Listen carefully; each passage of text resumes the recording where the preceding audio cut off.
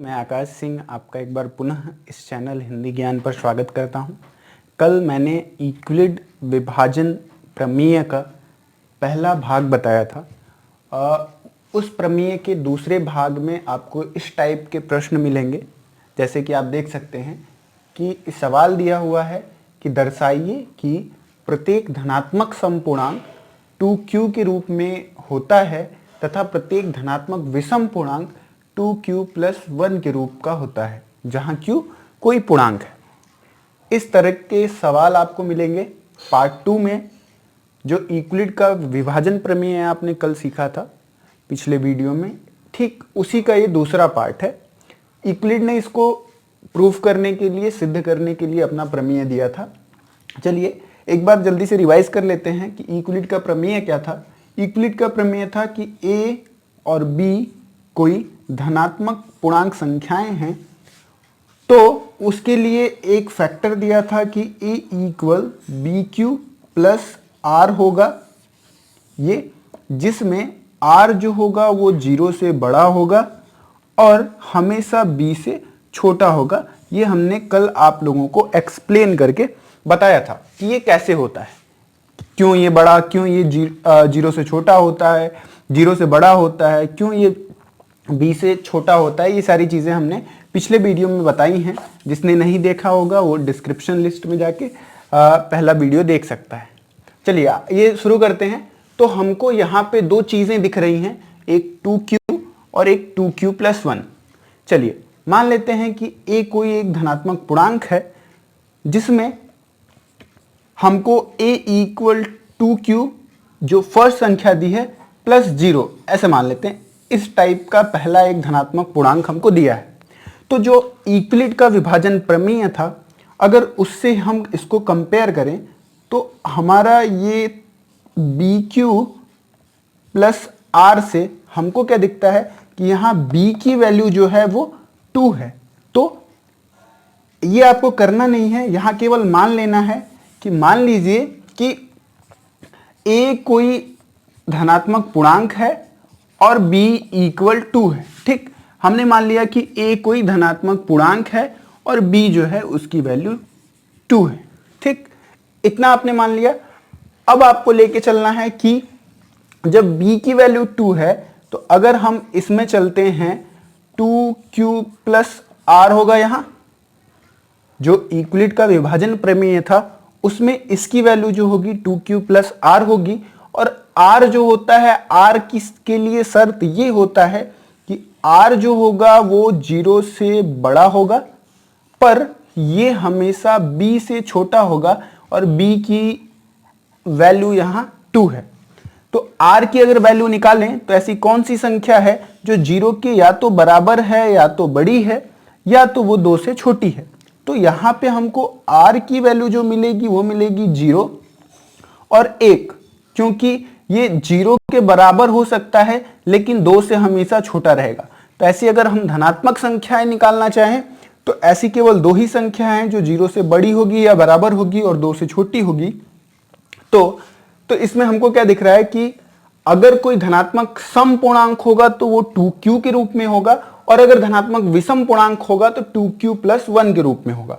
चलिए अगर हम मान लेते हैं कि पहला जो है 2q + r की जगह हम 0 रखते हैं तो a की वैल्यू हमारी क्या आएगी, 2q + 0। ठीक, अगर इस 2q + 0 किसी भी संख्या में 0 जोड़ते हैं तो उसका मान कभी परिवर्तित नहीं होता, तो इसकी वैल्यू आएगी 2q। तो अभी हमको ये सिद्ध करना है कि ये एक धनात्मक सम पूर्णांक है। तो चलिए आइए इसको सिद्ध करते हैं कि ये धनात्मक सम पूर्णांक कैसे है। ये कैसे है, इसको आप कैसे समझाएंगे किसी को कि ये एक धनात्मक सम पूर्णांक है। चलिए यहाँ कोई कोई एक धनात्मक संख्या है। मान लेते हैं कि q कोई भी एक धनात्मक संख्या है, या तो वो सम भी हो सकती है या विषम भी हो सकती है। हमको नहीं पता कि ये सम है या विषम है, लेकिन संख्याओं की एक प्रॉपर्टी होती है कि किसी भी सम संख्या या विषम संख्या में यदि आप 2 से गुणा कर देते हैं तो वो हमेशा सम ही रहेगी। जैसे एग्जाम्पल के लिए कोई सम संख्या जैसे 4 है, अगर इसमें 2 से गुणा करेंगे तो ये 8 होगी। 8 भी एक सम संख्या है। ये देखिए, किसी भी सम संख्या में अगर 2 से गुणा करते हैं तो भी वो सम संख्या आती है। अगर मान लेते हैं कोई विषम संख्या लेके देख लेते हैं, अगर हमारे पास विषम संख्या 7 है, अगर इसमें भी हम 2 से गुणा करेंगे तो ये 14 आएगा। तो ये देखिए, विषम संख्या में भी अगर हम 2 से गुणा कर रहे हैं तो इसकी वैल्यू जो है सम आ रही है।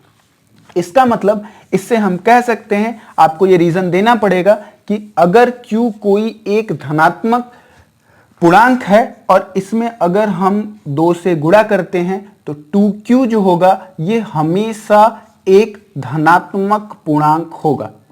ये इसका जो फर्स्ट पार्ट था ये यहां सिद्ध हो गया। ठीक, अभी आपको इस दूसरे पार्ट को हम सिद्ध करके दिखाते हैं कि इसका जो दूसरा पार्ट है वो कैसे सिद्ध होगा। ठीक, तो ये जो इतनी चीजें थी इसमें आपने देखा था कि a की वैल्यू जो थी वो थी 2Q प्लस R, जहां R हमारा 0 और 1 आया था। जब R की वैल्यू 0 रखी तो a इक्वल 2Q आया, जो कि एक धनात्मक सम पूर्णांक था। चलिए अब R की वैल्यू हम 1 रख के चेक करते हैं कि क्या ये एक धनात्मक विषम पूर्णांक आ पाता है। चलिए, a की वैल्यू अगर हम 2Q प्लस 1 रखते हैं, जब हम a की वैल्यू 2Q प्लस 1 रखते हैं तो हम यहां देखेंगे कि a की वैल्यू 2Q, अगर केवल a की वैल्यू 2Q थी तो हमने ये सिद्ध किया था भी, पीछे आपने मिटाने से पहले देखा था कि ये एक धनात्मक सम पूर्णांक है। ठीक, तो यहां तक हमको पता है कि ये एक धनात्मक सम पूर्णांक है, इतना हमने सिद्ध किया था। और किसी भी धनात्मक सम पूर्णांक में, चाहे वो 2 हो, 4 हो, 6 हो, 8 हो, अगर उसमें हम 1 जोड़ दें तो वो हमेशा धनात्मक विषम पूर्णांक बनेगी। अतः ये रीजन देने के बाद आप ये कह सकते हैं कि a इक्वल 2Q प्लस 1 जो है वो हमेशा एक धनात्मक विषम पूर्णांक बनेगा। ये आपको रीजन में देना होगा कि a इक्वल 2Q क्यों सम था, क्योंकि क्यों कोई भी एक धनात्मक सम या विषम संख्या है, अगर उसमें 2 का गुणा करते हैं तो ये हमेशा धनात्मक सम संख्या बनेगी। और अगर किसी भी धनात्मक सम संख्या में 1 हम जोड़ देते हैं तो ये हमेशा एक धनात्मक विषम संख्या होगी। अतः ये सवाल आपका सिद्ध हुआ। के वीडियो में मैंने आपको यूक्लिड के जो दोनों मेथड थे, एक जो HCF निकालने का मेथड था और दूसरा जो सिद्ध करने का मेथड था, ये दोनों बता दिया। अब उन दोनों मेथड पे आधारित आप प्रश्नावली 1.1 के सारे सवाल हल कर सकते हैं। अतः आप लोग प्रश्नावली 1.1 के सारे सवाल करिए। जिन भी सवालों में आपको दिक्कत होती है कमेंट सेक्शन में उन सवालों का नंबर डाल सकते हैं या सवाल लिख के भेज सकते हैं। अगर आपको कोई दूसरे भी सवाल में दिक्कत है प्रश्नावली 1.1 के, तो किसी भी किताब से आप प्रश्न लिख के भेज सकते हैं। हम उसका हल तत्काल आपको देने की कोशिश करेंगे। और अगर और भी कुछ आपको प्रश्नावली 1.1 में कुछ समझना है या आपको पूरा सॉल्यूशन चाहिए सारे सवालों का, तो वो कमेंट सेक्शन में जरूर बताएं। हम अपना पूरा प्रयास करेंगे कि आपको बेहतर से बेहतर दे सकें। धन्यवाद।